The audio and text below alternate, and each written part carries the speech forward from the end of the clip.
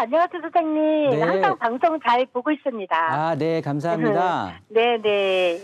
일단 아드님이 미혼이신데, 네네. 미혼이시면 급하게 이제 뭐 또 지금 혹시 여자친구 데리고 그런 상황은 아니신 거죠? 이제 좀 그럴 수도 있을 것 아, 같아서 지금 그래요? 이제, 네네. 좀 준비 좀 한번 해보려고요. 네, 네. 아드님 그 인물이 헌출하신가 봅니다. 아, 네. 네, 그렇습니다.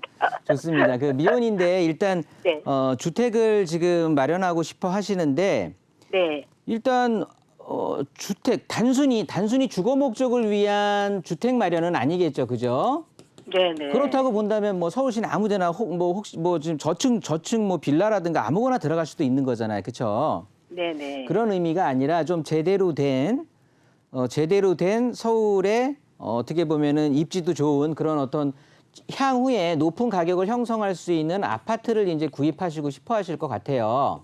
네. 그런데 지금 이제 아무래도 미혼이다 보면 나이대가 좀 어릴 거고 그렇다고 보면 모아놓은 돈이 많지 않을 거고 부모님께서 증여하는 돈도 어떤 한계가 있을 거니까 지금 아까 목돈은 얼마 정도 갖고 계신다고 했죠?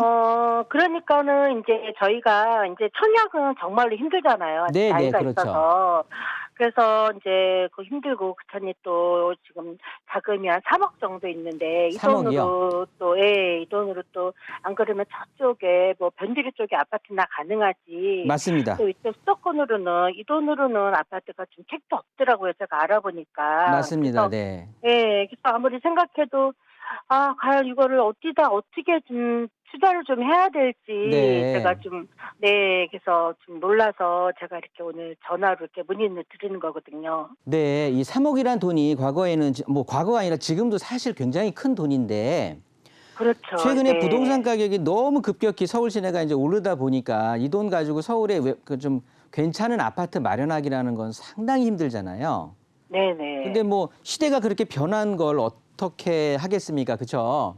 네. 그렇다고 보면 이 돈을 가지고 애매하게 살 수 있는 건 아까 시청자님께서도 인지하셨듯이 서울 변두리 아주 외곽 쪽이나 수도권 쪽에 있는 곳에 이제 집을 마련할 수밖에 없는 상황인데 그렇다고 보면 제가 아까 방송 서두에 인사 때도 말씀을 드렸지만 오늘자 경제신문들 보면 지금 동두천부터 수도권에 있는 아파트 가격들이 지금 하락세를 이제 접어들었거든요. 그렇다고 보면 외곽 쪽에다가 그 수도권 외곽 그다음에 서울 변두리 이런 쪽에다가 주택을 지금 구입한다? 일단은 왜냐하면 아까 처음에 우리가 좀 제대로 된 집을 마련하고 싶다라는 어떤 그런 욕망 때문에 투자를 생각하는 거기 때문에 이 3억을 가지고 돈에 맞춰서 급급하게 그냥 막 하시는 것보다는 일단 미혼이고 나이가 젊다 보니까 괜찮은 아파트를 마련할 수 있는 방법 그런 것들은 저는 그렇다면 현물이 아닌 시간에다가 투자를 해야 된다라고 생각을 하는 거예요. 이 네네. 소리가 그렇죠. 뭐냐 네. 하면 당연히 서울 시내 과거부터 지금까지 그리고 앞으로도 아파트 가격이 높은 가격을 형성할 수 있는 즉 입지가 좋은 곳에 노후된 주거지를 찾아 들어가면서 재개발을 기다리면 되는 거겠죠. 그런 것들이 바로 시간에 대한 투자가 이제 된다라고 하는 건데 서울 시내에서 높은 가격을 형성하면서 앞으로도 높은 가격을 계속해서 유지하고 있을 곳은 뭐 당연히 한강변을 끼고 있으면서 강남권, 용산권 뭐 이런 쪽들을 아우르고 있는 잠실권, 뭐 성수권 이런 쪽들을 아우르고 있는 이런 쪽들이 될 거고요.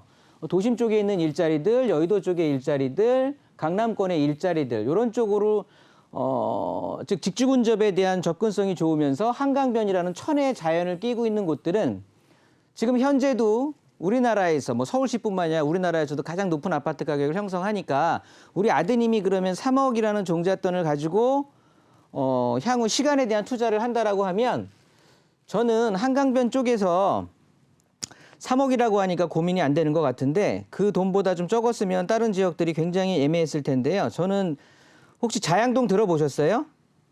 네, 들어봤죠. 네. 자양동에 이거 1, 2, 3, 4동이 있는데요. 그 특색들이 각 네네. 동마다 있는데 콕 찍어서 3억 정도면 자양동 네. 한강변에 투자하시는 게 좋을 것 같아요. 아, 네. 저 아시는 분도 그쪽으로 투자를 하셨다고 그러시거든요. 그래서 그러면 저도, 네. 그분 쫓아하시면 될 것 같은데. 그래서 저도 한번 이제 알아봤는데 네네. 어디로 가야 될지 그게 되게 또 고민이더라고요. 자양동은요, 이렇게 뚝섬로라고 쭉 길이 이렇게 연결이 돼 있는데요. 네네. 요렇게 뚝섬 유원 지역을 끼고 있으면서 좌측은 자양 4동이고 우측은 자양 3동이에요. 아, 네. 당연히 한강변을 끼고 있는, 한강변을 바라보고 있는 쪽들이 향후에 높은 좋은 입지로 변모할 거고요.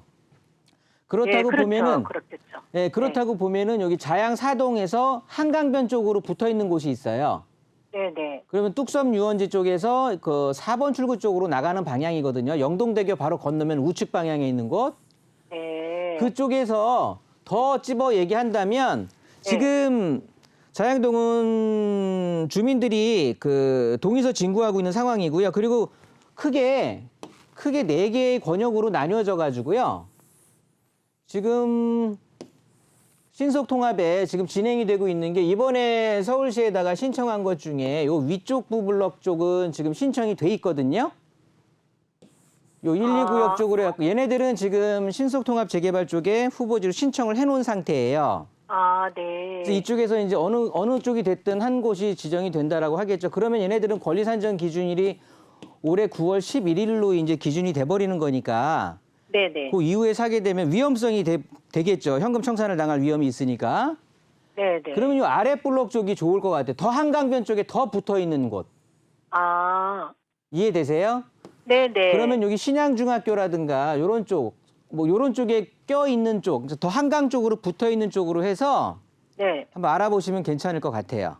아, 그쪽으로요? 네, 그러면 시간에 대한 투자도 되면서 향후에 아파트, 그리고 바로 좌측이 성수 전략정비구역이잖아요. 성수동도 네, 이쪽으로, 저쪽으로요? 그렇죠. 네네네. 영동대교 바로 그 영동대교 건너게 된다고 하면, 그러니까 동일로 쪽의 옆쪽으로 건너게 되면 네네. 성수동 재개발 구역이 되는 거거든요. 아, 네. 성수동이 지금 구역 지정되기 전에는 구역 지정되기 전보다 구역 지정된 후에 그 주택들, 빌라들의 가격들이 진짜 어마무시하게 뛰었어요. 아, 그러면 네. 우리 아드님께서도 여기에다가 시간에 대한 투자를 한다라고 하는데 지금 사실 서울에 지금 어떻게 보면은 주택 쪽에 부동산 쪽에 화두는 재개발이거든요.